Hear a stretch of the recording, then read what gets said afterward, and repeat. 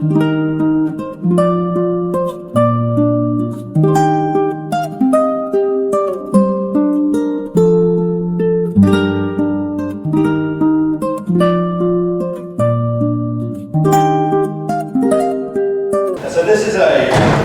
is a panel session which is looking at whether the introduction of, let's say, modern tunes, we can define what we mean by modern tunes in a second or two, denudes or enhances the synagogue service. We know that music in the Shul service has been a central part of everything that goes on in Shul for hundreds of years, kind of thing. But times change and melodies change, and also new composers.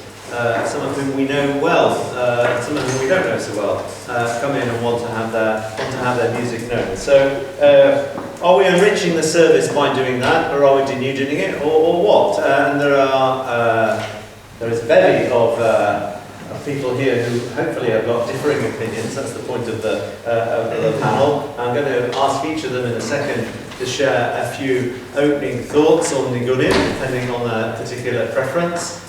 From the far end, Ayala, Gottleib, Alta. I'm going to ask them to introduce themselves just a little bit. Brody, Aviya, Nachshon, Stuart, Izon, and one of the new comers to the convention, Alex Klein.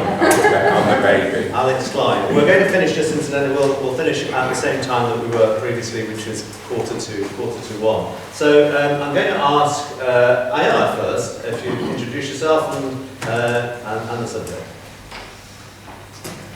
I'm Ayala. I grew up in London, and I'm doing everything backwards, but I think that's not unfamiliar to people here. I worked as a chazan in Stockholm for 11 months last year, and now I'm studying to be a chazan. So I'm currently in Jerusalem. I've been studying through Ijol, and now I'm in Jerusalem at the conservative yeshiva, and then I'm going to go to JTS next year. So that's kind of my journey. I thought I would start with a bit of singing, because we all like to sing. Yeah. Okay. Did you have a tune in mind? Yeah, I did.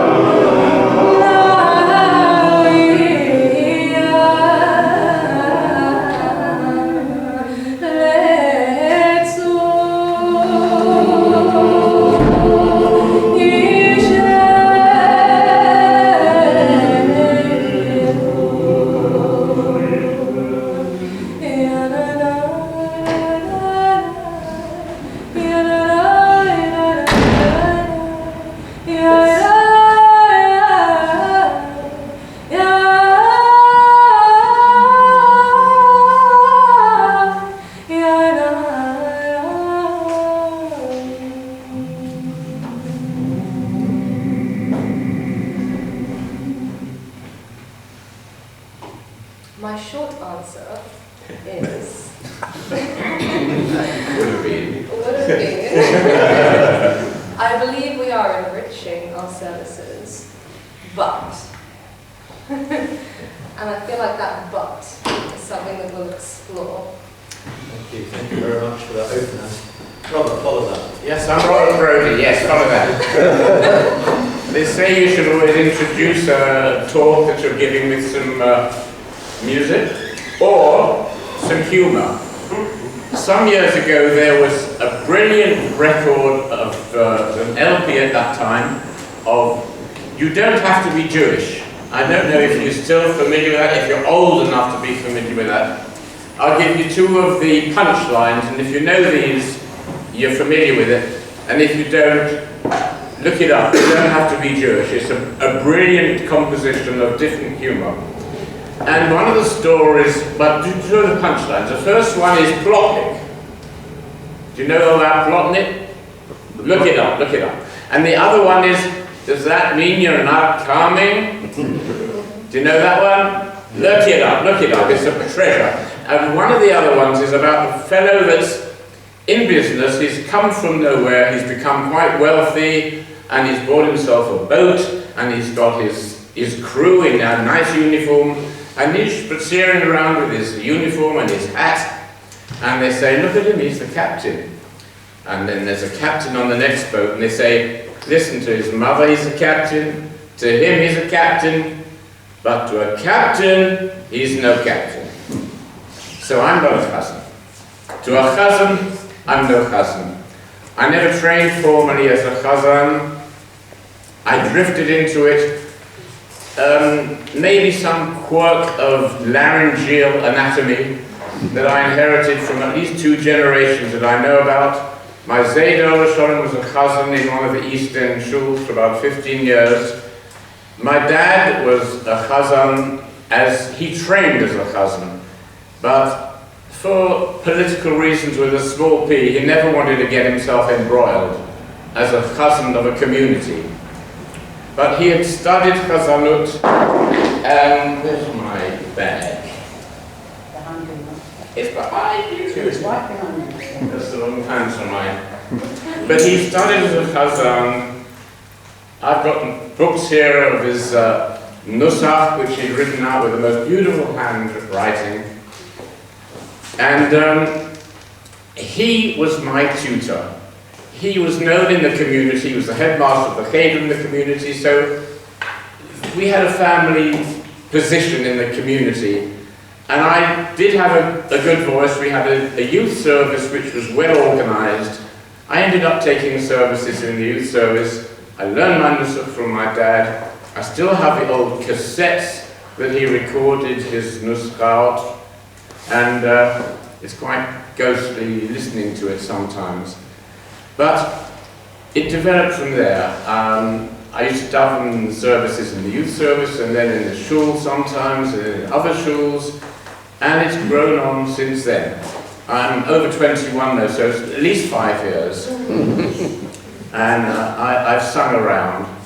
And I picked up my chazanut. I also studied voice. When I was a student, I was a dentist. And while I was in Birmingham at the dental college, I was also attending the School of Music part-time, having voice lessons. When I came back to London, I was at Trinity. And then as part of my midlife crisis, I got the qualification from the Academy and the Royal Colleges of London. So I've followed singing as well as chazanut over many years. I understand that my approach to chazanut and shul music is different from most people's enjoyment and connection with it, because I'm interested in not only the nusach, but I'm also interested in presentation. And you see someone starts on Shul, you know, the morning's finished for me. I like to see a presentation after the haftarah. You can become a shmaya. It's just dead. You can become a shmaya. I'm the chazan, I'm the balmus. I'm not me, I'm the chazan, I'm the balmus I'm here to present a service and to involve people in it and mean something to them. But when people throw it away, it's gone for me. There's no enjoyment at all. And I don't care what music they sing. If they don't present it well, if the people aren't involved in it, it's dead for me. The other thing about when people say, are you a chazan? There's more to being a chazan, so much more to being a chazan than singing. A chazan is a communal position that has been, in England at least, I don't know about the rest of the world, it's been completely devalued. There is a legal standard that says if a community can only afford to employ one man, it should be a chazan, not a rabbi. And that's just, it's history in history. It's finished. When you say to a chazan he's no chazan, there's no chazan to ask anymore, is he a chazan or not? In England, I don't think we have, I don't know if it's maybe one or two full-time chazanim employed in the whole country.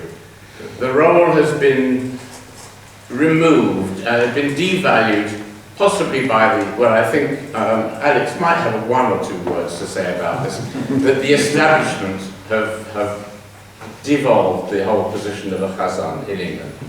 And that's my short introduction. Thank you, Robert. There's also the question of where the comma goes on Shoke and Moro. We'll come to that in a separate session. Now, Aviya, you are a full-time chazan in a country that's not the UK. Yes. Yes. So, my name is Aviya Nachshon. A little bit like what Robert just said. In Israel, I can think of maybe 3 Ashkenazi full-time chazanim, and also full-time in Israel doesn't mean in most places the weekdays. It means the Shabbatot, the holidays. For me, it's also it's full-time. I think maybe the only Ashkenazi in Israel. We don't have services every day, but in any, there's some lectures and shulim, anything that they need a chazan during the week, bar mitzvot, Mondays and Thursdays, then I will be there. So in that aspect, it's something very special. But also, like I've said in the past conventions, my community is also very different. That it's not really a classic Israeli community. It's more, it feels like you're abroad, because first of all, most of the congregation are not living a regular religious life. They're just we would call it not Masorati like Masorati in America, Masorati like in Israel. They like the Shabbat, they like the tunes, they like to come. They like that they have a synagogue that they can come to say Kaddish, they can do a bar mitzvah. They know that it's there, and as long as they're able to pay for it. Many can't. Are we answering the question? So far that's okay, because this is a fluid panel, it goes wherever it goes, and just to say, I was in Athens recently and understood that it's kosher something they do on Shabbos and Yom Tov only. Kosher is something they do on Shabbos and Yom Tov only. Thank you, Stuart. Hi everyone, I'm Stuart Izon. I am not a full-time chazan. My experience is more within, I suppose, within Jewish choirs, with conducting and leading choirs. And I grew up in the UK, in Birmingham, but I lived in London for a while, and I moved to Australia for a while. I moved to America for a while, floating around, so only within the English-speaking world. And my interest is more, I suppose, with, let's say, composed pieces, melodies within Shul, and less within pure nusach of chazanut. I want to, in answering this question, talk about a few categories, maybe just propose that as a talking point. There are pieces which we know which are composed, whether it was pieces composed in the 18th and 19th century for a specific piece, whether you like those pieces of music or not. And there are modern compositions, so if someone wants to go and write a Yehirat song, is it a good piece to introduce into the Shul? I think that depends on the piece, but I would say broadly, yes. If someone has like the right intent and they're writing something beautiful. Often what we find is in a different category though. There are pieces of, let's say, modern, they could be like Hasidic pop, or songs that are put out on an album and then are introduced into the synagogue. And I think some of those we find are super, for me at least, are pure enhancements because they are written, again, for those words in mind. I'm thinking of things like Shalei Shemaim Patach recently, or pieces by like Eitan Katz or someone like that, where they are the words of tefillah, and then they are backported into the tefillah. I personally find that very inspirational, and I find that the community often is able to join along with those. They know the words, they're connected to the mode, to the thought process of those words at that point in time. Then there's a separate category, in my mind, which is tunes which are just inserted because we like the tune. So we're probably all familiar with like Kedusha as being a hodgepodge of just throw any song in there. That can work. Maybe we've accepted that as like a limited place of where we can have a medley inserted. Or in Kabbalat Shabbat as well. I think that's a little bit of a hodgepodge, like in Lechadodi. We had these beautiful composed pieces, which are wonderful, and when we also have these modern pieces which are perhaps more connected to communities these days. One other thing I'm going to raise as another possibility is we have sections in the Tefillah where suddenly Yerushalayim is mentioned, and then a competent Chazan will then put in something of Yerushalayim Shel Zahav, or a little motif of Hatikva or something like that. Does that denude the service? I think it does the complete opposite. It enhances.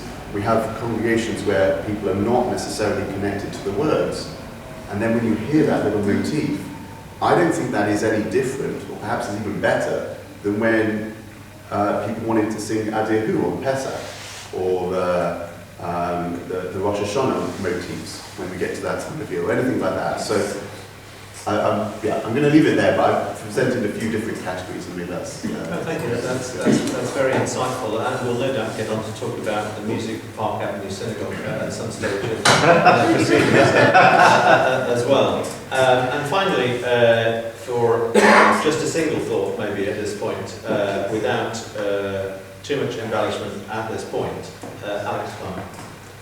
Okay. Is the wheel broken? Was the wheel ever broken?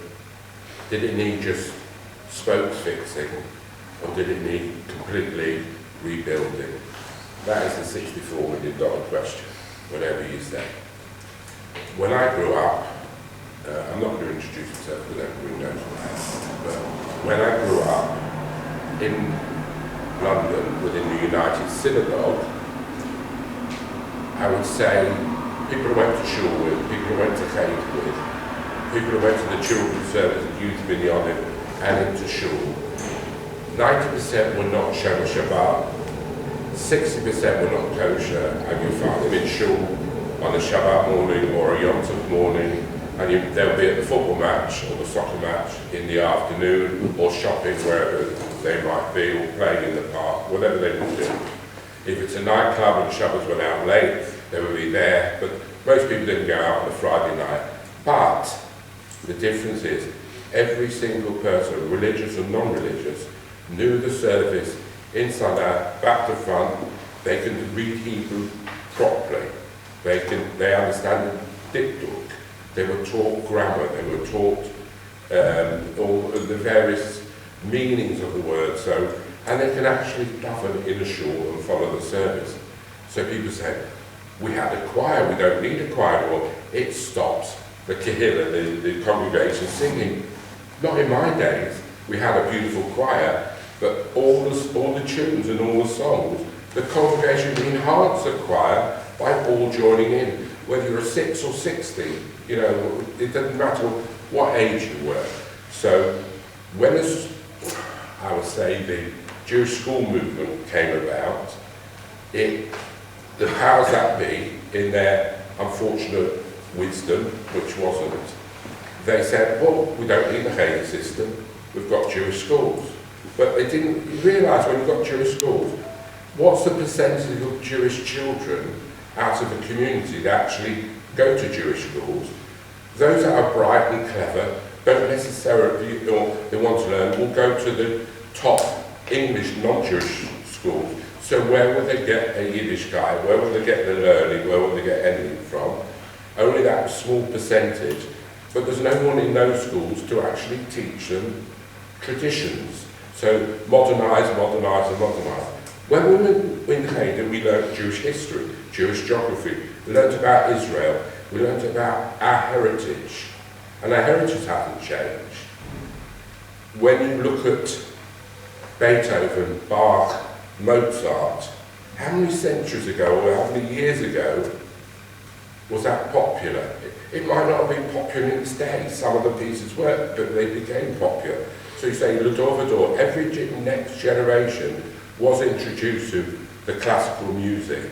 So let's say our traditions of the Nusach and the prayers in the, what we call the Blue Book in the UK, the next generation doesn't know it exists. So if you don't introduce them to the next generation, how do you know whether they like it or they don't like it? You've got to teach somebody in the right frame whether they like it or not. You know, Karbach existed, and Schweiki and all these pop things. It's fine to sing it, it's fine to bring it in, not a problem, as long as the music fits the words of the tefillah. What we have lost is the Psalms. Mizmar David, David Mizmar is in front of every single Psalm of David in the Siddur.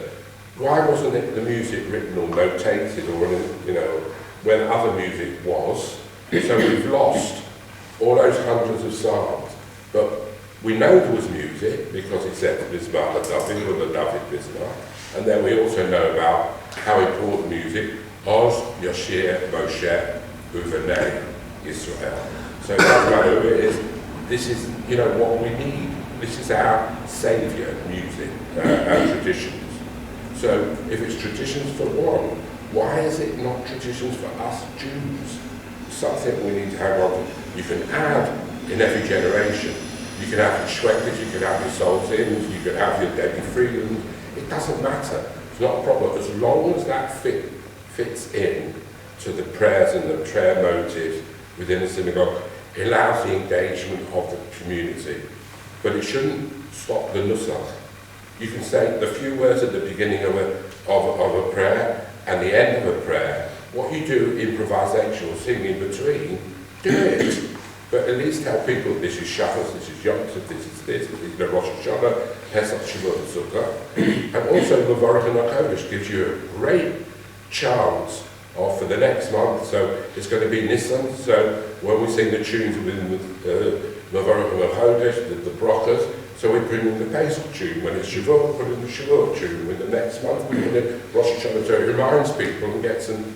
So there's plenty of opportunities of introducing tunes that people know. So why don't we do it?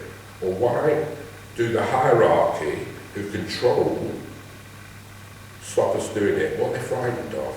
And this is the fear. They also how important the tefillah is, how important nusach is. So I say to these people, Gemara is so old, why do we need it? We've got common sense. What do we need Gemara for? What do we need? Rashi. Rashi's how many centuries old? That's Rashi's opinion.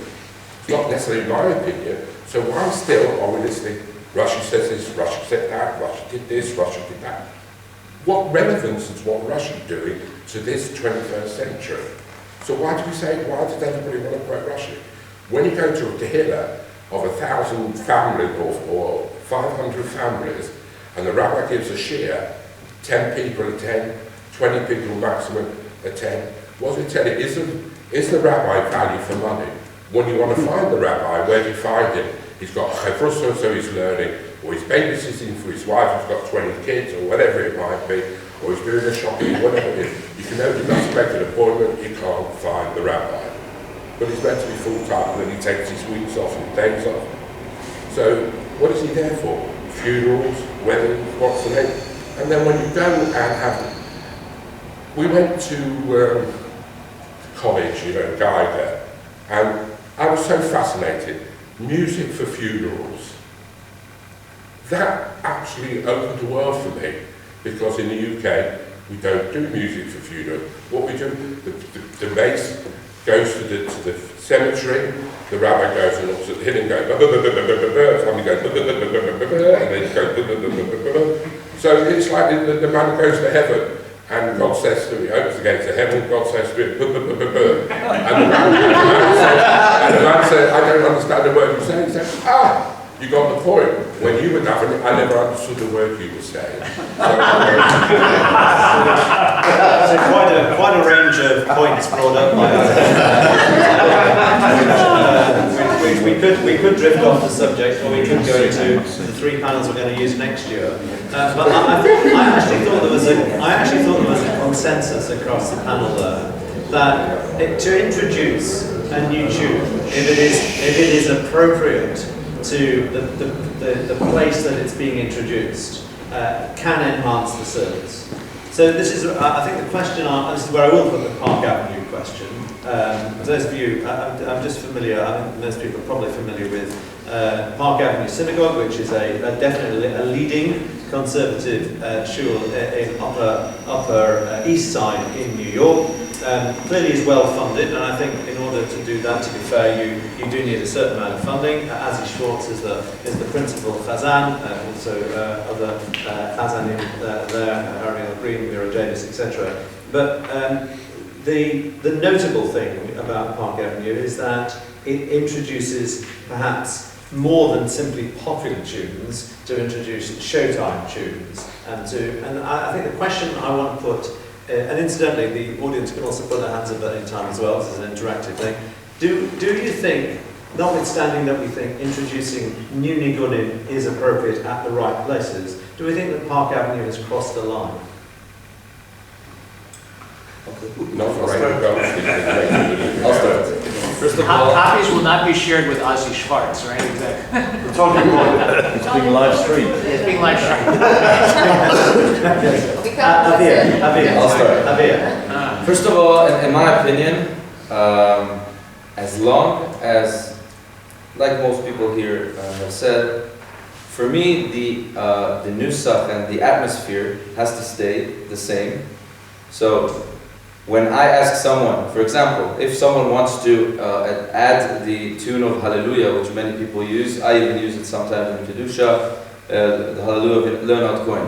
But if someone asks me, or someone asks someone, what is the nusach for Musaf, and he says, then that's the one. So as long as the nusach is leading, and you can add a song or a tune that is appropriate, and we'll see what appropriate is.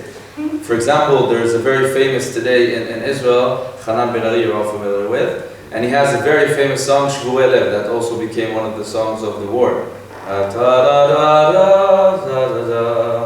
So I took it already, even before the war, I think we were just in the beginning, I already used it in Rosh Hashanah and Yom Kippur, in the Emet Ki Atau Yotzram, Adam Yisodom Anfal, because my synagogue, I know that for the people in my synagogue, that would connect them. And as still, the nusach is full, Malchuyot, Zichronot, Shofahot, everything. But I take places and I can add something from outside. I do Emet Ki Atau Yotzram, V'ata Yodea Yitra, Ki Hem Basar V'da, and then it goes Kechatzir Yavesh Uchetzitz Nofel, and everyone connects to it. So for me, I think it's appropriate.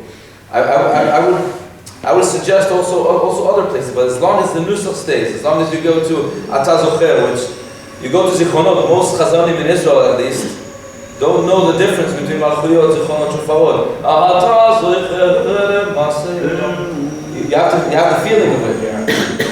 For me, from what I've seen on YouTube, I think that many times there is crossing the line when you add all kinds of pop songs and all kinds of musicals. But in my opinion, the problem for some of the synagogues is not the adding of the pop song. Is in general the atmosphere of the tefillah of the musaf is not around the nusach. I'm not speaking about Azi specifically because I don't know. But I've been to some places and I've listened, and I try to listen to everything. So if everything is close to the nusach, and there is a specific tune that for this crowd would bring them together, because I think that everyone agrees, especially people in communities like I am, where people are not religious and they're not coming to shul because they have to or because their father is telling them to, they need to connect. So we can talk about nusach and talk about masoret as long as we want, but if I do everything without adding anything special that would make them feel closer, I would stay by myself. It's the famous question about internet tokef. In my synagogue, it's not a question. If I don't do the internet tokef, I can just find another job. But even for me, it's too long to do it. For example, Ochila La'el, I do both. I start Ochila La'el, and then I move to the song. Ochila La'el. But internet tokef is too long, so I don't do the nusach. Unfortunately, I do the internet tokef b'shatayo. And I try to go back later on to, I move in the middle to Yosef and Benamsky, whatever.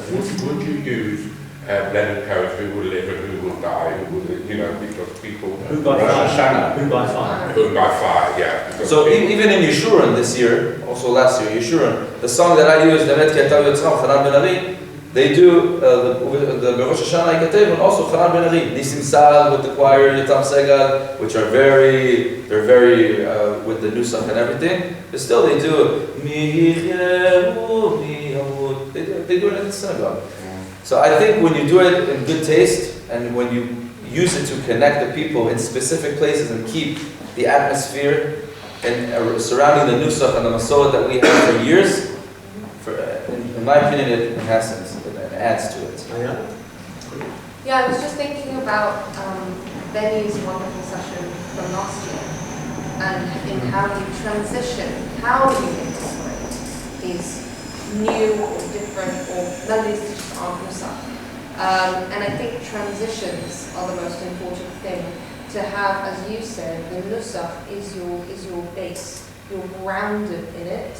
And then you go somewhere else, but you always come back to it. So the nusach, as long as the nusach always feels like home, then I think that's what. And in terms of Park Avenue, I haven't watched full service, so I don't know. But the clips I've seen on YouTube, they choose when they do, their popular melodies. Adon Olam, as Benny said last year, is a piyut that we can, Can do anything. But we can do anything, You should do with the word, what the word means. When you call the kedusha, it's where I have a little bit of the shades of grey, different shades.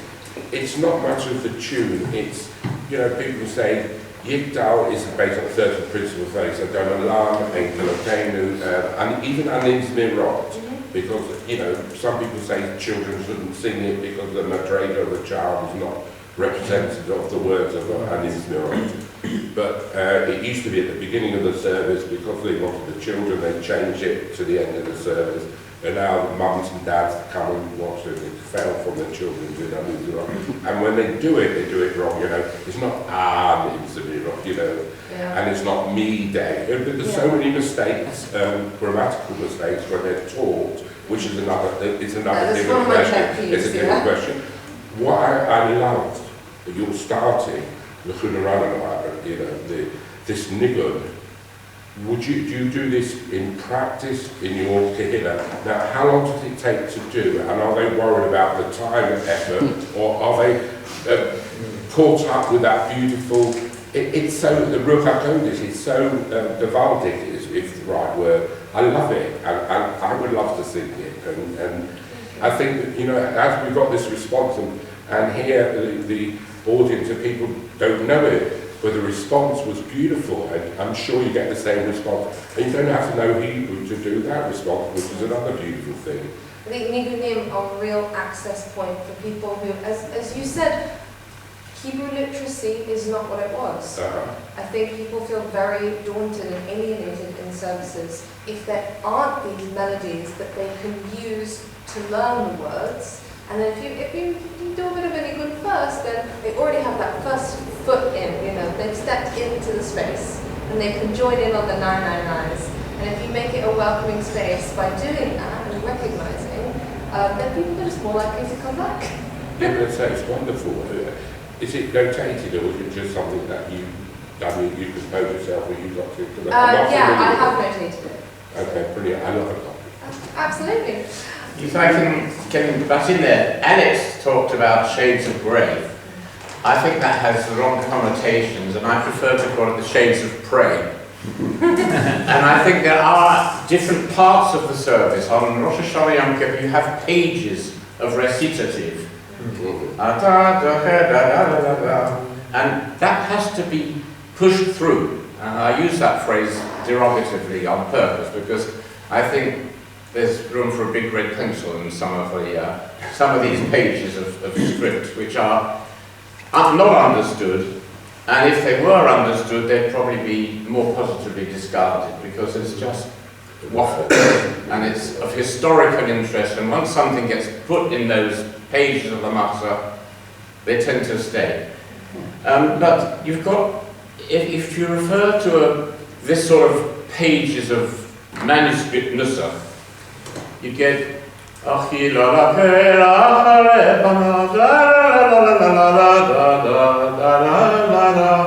yet there are popular tunes which have been introduced like and it has caught this surf wave. You've got the Debbie Friedman's Havdalah, which is spread around the world now.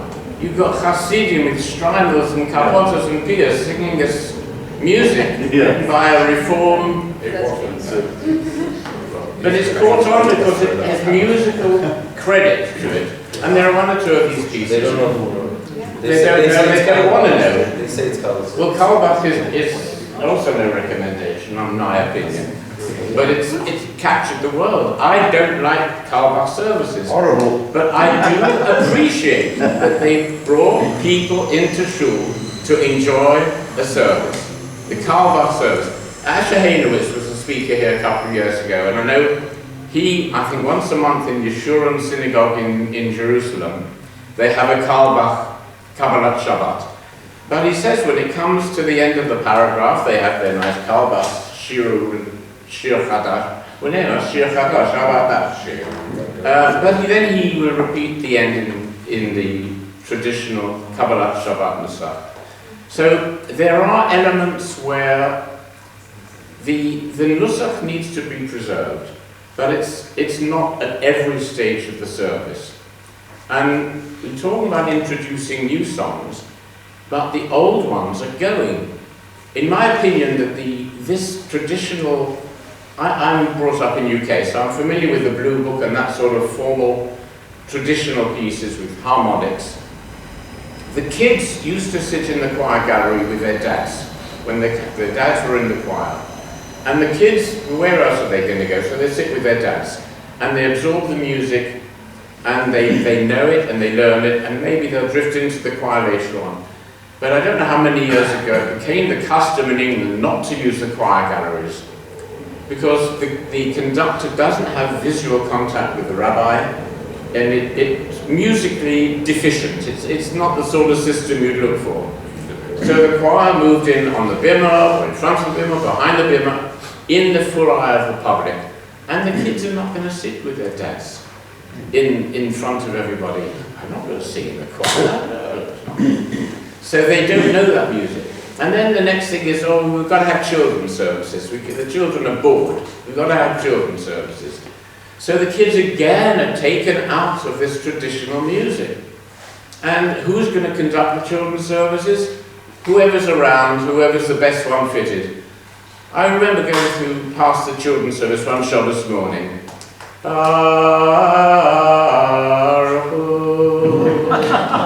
And that's magic music, but not of itself. If you hear that for the first time, it's ba-da-da-da-da-da-da. But if you hear that on Yom Kippur night or Rosh Hashanah night, it's in there. It means something to you.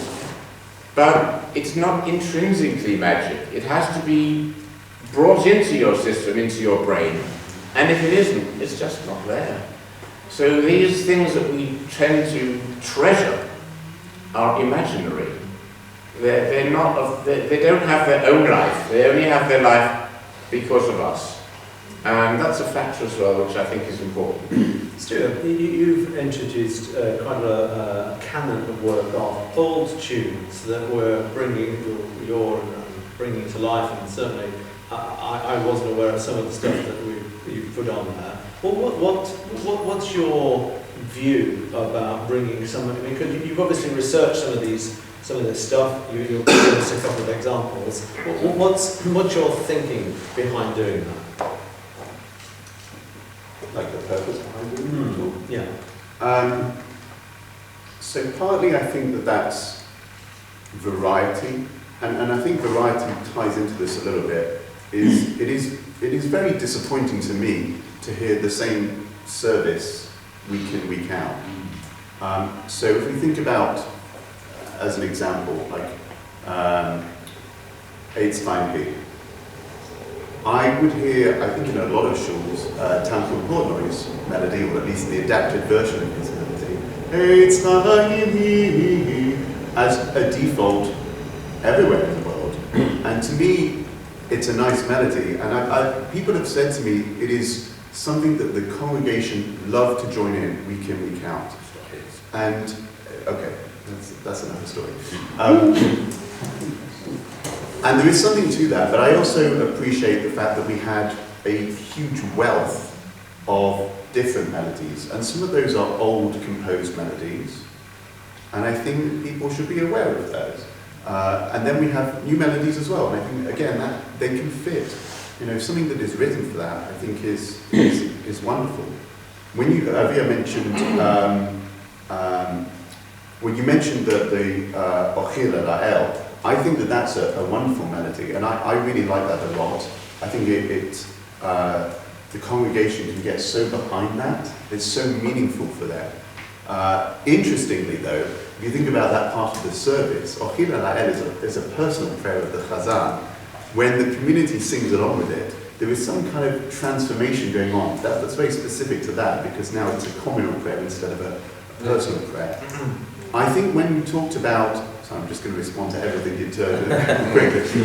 When you mentioned Yair Rosenblum's Unatan Tokef, okay, this is my personal view, I don't think that that's a particularly good composition. When I think about all of the wealth of Unatan Tokefs that we have, I don't think it's particularly well constructed, but it is very meaningful to people because it's so connected to the Yom Kippur War. And so, particularly in Israel, but also in Hutzlar. Not only that, most, let's say, people who are under 30 don't even know where this tune came from. Why? Right. They feel something when they hear the da da da da da da da da da.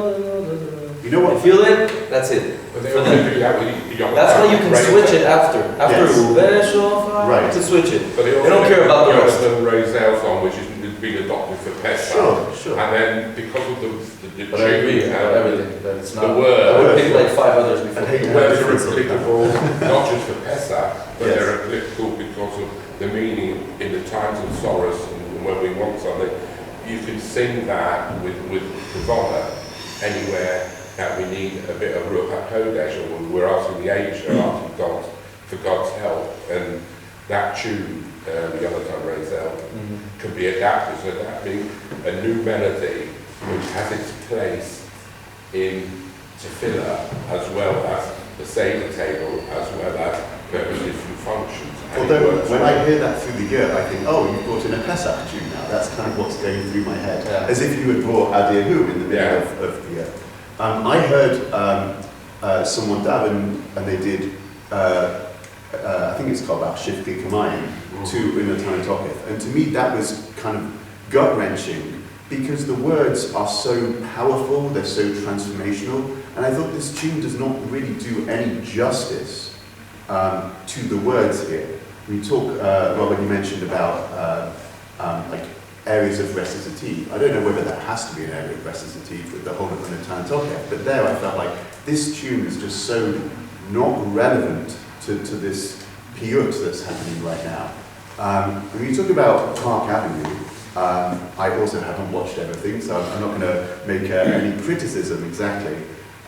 It was actually somewhere else, it was in Australia, that I heard on Rosh Hashanah. Zofreinu l'chaim. So, it's in some ways, now in some ways, that's a really good chap, right? It's about the word l'chaim. You have the word l'chaim, or chayim, mentioned 4 times there. It's very clever. Is it the right mood? Is it the right plaintive mood? And I think that will depend on how you feel about it. When we come to show tunes, that's in the area of contrafaction, right? Of taking one tune and putting it to words somewhere else.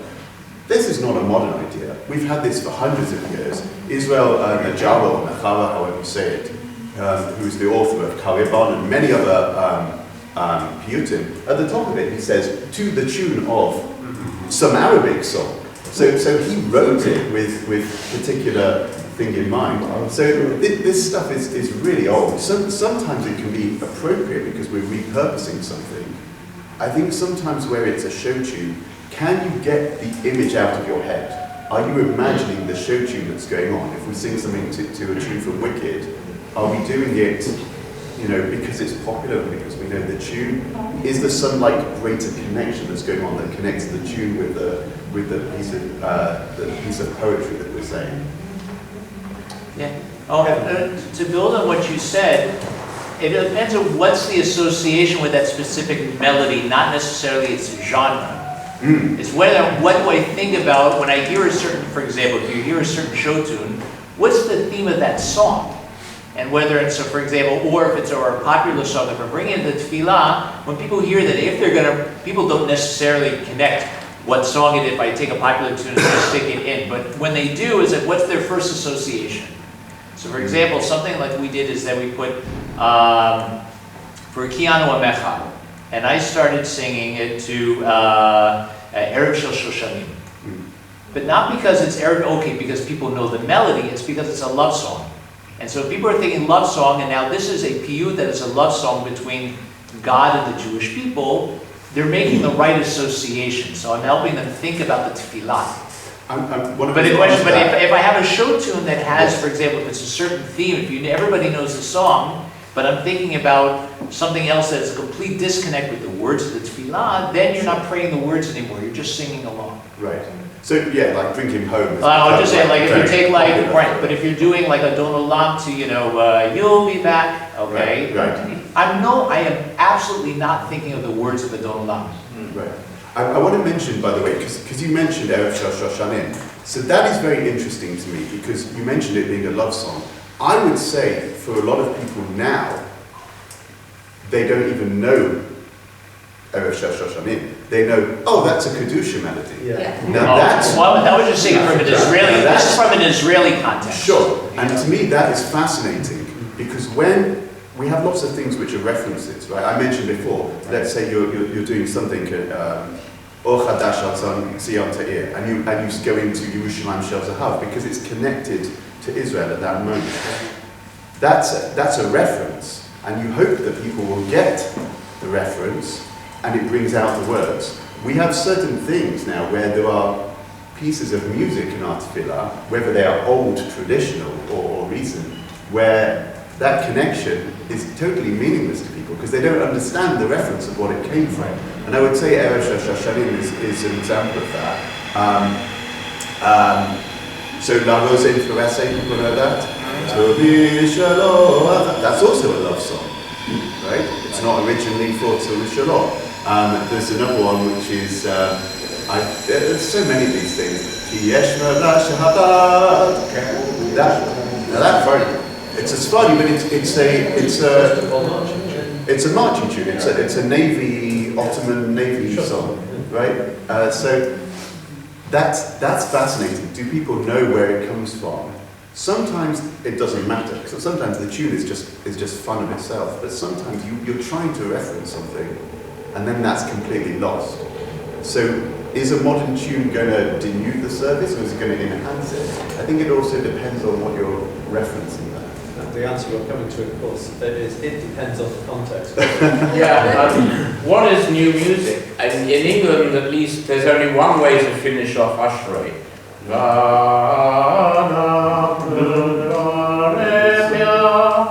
How many of us don't know where that's from? Straight from one of the oratorio. But it was new. Somebody brought it in and said, well, let's try this one. And now, who else? I don't know another way to finish Ashrei in England. Does anybody do a different one? Well, I would like to ask a question. I do. You, Ayala? That's you just just, yeah, you don't, but there's a way of metricizing the Nusach for a lot of people. I know a melody. Metricizing the Nusach. And then you concentrate on it. I've got them going, didn't I? I've got them going. I'm going to take Benjamin first, because you had your hand up. Of course, I'm on the traditional side, and I would change the note in voluntary service. And since we are so keen on it, the congregation expects these traditional tunes, so I wouldn't change anything. But I would like to ask, and I suppose there are certain places when in the service these new melodies can be introduced. I would say Kabbalat Shabbat, obviously you have a greater freedom to introduce. But I was thinking about the fact, since we're in the Golas, we have second day holidays, can't we use the second day holiday to be a bit more flexible, maybe on the second day of Rosh Hashanah, while being more traditional on the first day, using a second day, maybe some new stuff, or can we take benefit of this thing? What are your thoughts about this? They're thinking about that. What I will say, just as a quick thought, is you said obviously Kabbalat Shabbat, you have more freedom in it. I don't think that's obvious at all. There are lots of composed set lechadolis that we have. Yeah, but Kabbalat Shabbat is liturgically an addition. Right. 16th century edition. Sure. Yeah. That's still old enough that we have. It's like the Yekas were the last ones to add Kabbalat Shabbat, and now they're the staunchest, and we're going to preserve all of these old traditions. But do you go by when there's certain tune you're meant to do during the Sephira, you're not meant to say, or during the 3 weeks or the 9 days, there's certain things that are put in, and then in 99% of the services, they're not used because nobody knows them. When you do the what's the name for the Kohanim? So Pesach, Shavuot, and Sukkot are 3 different tunes. Yeah. And why is it only one tune that is used when it's written? Only the German community uses the 3 different, like monks in London. And Hungarians. 3 different tunes. And Hungarians. And the Hungarians. Hi, you had it. Yes, I want to ask, when you do choose that you want to do a different piece than the Notza, how important is it to you that the new piece is not in the same key as the Notza, but at least something similar? Or once you want you to select something different, then it doesn't really matter and you go to wherever it was composed. You mean mode? Yes, like if I'm in the Adonai Malach Tiger, but then I want to do a piece in minor. Do you think that's appropriate? What's your thoughts about that? So I've addressed it before. If it's something very, very specific that will bring, for example, like we spoke about Untane Tokef in my case, or other tunes, if it's a specific place and the other parts of the tefillah are respective of the nusach, I would change. I have no problem. Maybe if I go to specific places where I know that it would hurt them, because there are places, then I would try and pick something else. I went to a shul. I spoke about this morning when we were deciding about the songs for Shabbat. So I went to this place that they sing Hashkiveinu on Shabbat, but it's in the mode of the Shalosh Regalim. They sing Hashkiveinu la la la la la la la la. And then it goes together. Ufros aleinu. It goes to Shalosh Regalim. And then the Chazan has to change it. So, or people who do, some people in Shabbat, they do the Ufros aleinu, they go ha-poresu kachalo. That's also Shosheret. So, for me, if it's specifically here and it would bring people to connect to it, then I would do it. And I'll say just in one more word that most of you have known me at least for 3 days. So you know that at least compared to most chazanim today, I can say that my tefillah is chazanut, at least parts of it. So I always ask myself why people come to me when I'm at my parents' house or when I pray in other places other than my community, and some people come to me and tell me, I don't like chazanut, but I like what you did. So I'm offended because it's not chazanut. So I think that this is a little bit of the answer. First of all, because I never do the full pieces. I take parts of pieces and I add it to my tefillah. And if I know a specific line or a specific movement or move that would make people feel connected to it, then I would do it and go back straight to the mode. So it would feel like it's not chazanut. And also I said this morning, also to Daniel, that I feel in Israel one of the reasons that people don't like chazanut, or why people think it's too long, is because the frustrating part of chazanut and tefillah is, first of all, some parts of the choir, the answers, the introductions, and when you go over words too many times. So even when I do pieces of chazanut, for example, in Yom Kippur I do Kvartins Ribono Shel Olam. So I don't do every single chazara. I don't say Ribono Shel Olam 2,000 times, I say 1,000 times.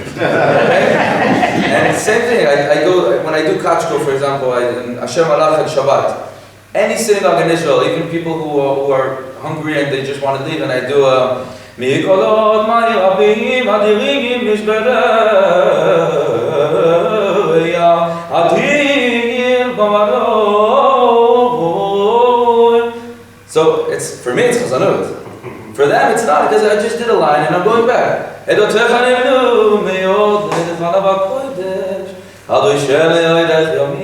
have to go.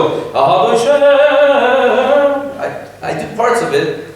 So I think that's also the answer to this. When you do it, when you do want to move to the mode, make it just the parts that would connect them and go back. I want to just go to Tom. I want to take the last question from Daniel.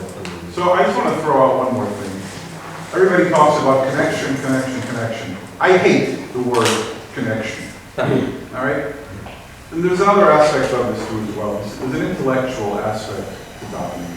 And I'll ask the question in Yiddish. Wer führt wer? Who's leading who? The purpose of Asazim, at a certain degree, is not to create connection, because connection is amorphous. There's an intellectual aspect. I don't know, are people familiar with the Zaytler Rovner Malach on Rosh Hashanah? There's a beautiful duet between the Chazan and the bass at the Yomer Kol Asher Neshama V'Yapol. And they repeat, between the Chazan and the bass, Yomer Kol Asher Neshama V'Yapol, whoever has a soul within him, they repeat it about 5, 6, 7 times. It goes on interminably almost. I don't know what Rovner was thinking when he did, because Rovner was Rovner, but it seems to me the point over there is to get a congregant, by then in Rovner, maybe 12:31 in the afternoon already, because they said all the people. Get them to start thinking, what does it mean to have a soul? What is the Jewish concept of a soul, and to be imbibed with a soul during davening? The purpose of the davening of a chazan is to get people to think about what is the davening about, what is the concept, what is the philosophy behind the davening. And I suppose to address the Ozzy Schwartz phenomenon at Park Avenue. You've wrote about it. I don't know. I've watched the whole service. You've written on Facebook. I've written on it also. Yeah. I don't know if he's accomplishing that. Because if all you're going to do is say, I want connection and I want to create an emotional experience, I don't know if you've done your congregation a service at the end of the day. They'll walk out feeling on a high a little bit, but that's going to end. And I'm just asking you, at what point is the congregation going to be enriched in the long term? Because the long-term enrichment requires an investment. But the goal for the long term is that they come. Is that the goal? If I'm going to make them think too much, they're not going to come. I think. Not make them think too much. I think that some people like to think too much, but no, but thinking. long-term. You're expecting them to think about the tune and about the words. I'm expecting them, That's yeah. two things they didn't want to think about. I'm expecting the Chazan to get the congregation to ponder the big questions. Which is what davening is about. Would you like the word inspiration? What? Would you like the word inspiration? I don't like anything connected to anything. Because to me that would be You should have been on the path. the intellectual and the emotional component. Which I think both of those are needed. And it is difficult to get both of them at once.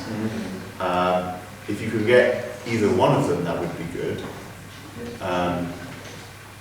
There is a breed of people who derive great emotional satisfaction in the intellectual parts of things. And I think many of those Jews are very, very poorly served when they go to Shul.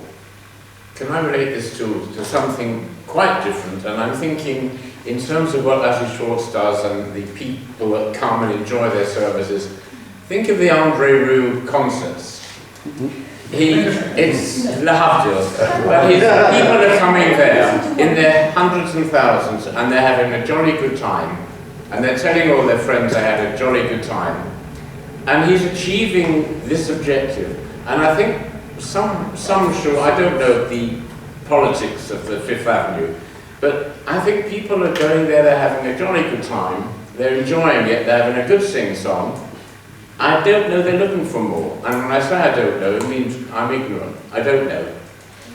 But he's getting the bums on seats. People are coming and they love him. And we're talking about him here. What are we doing talking about Fifth Avenue Shul?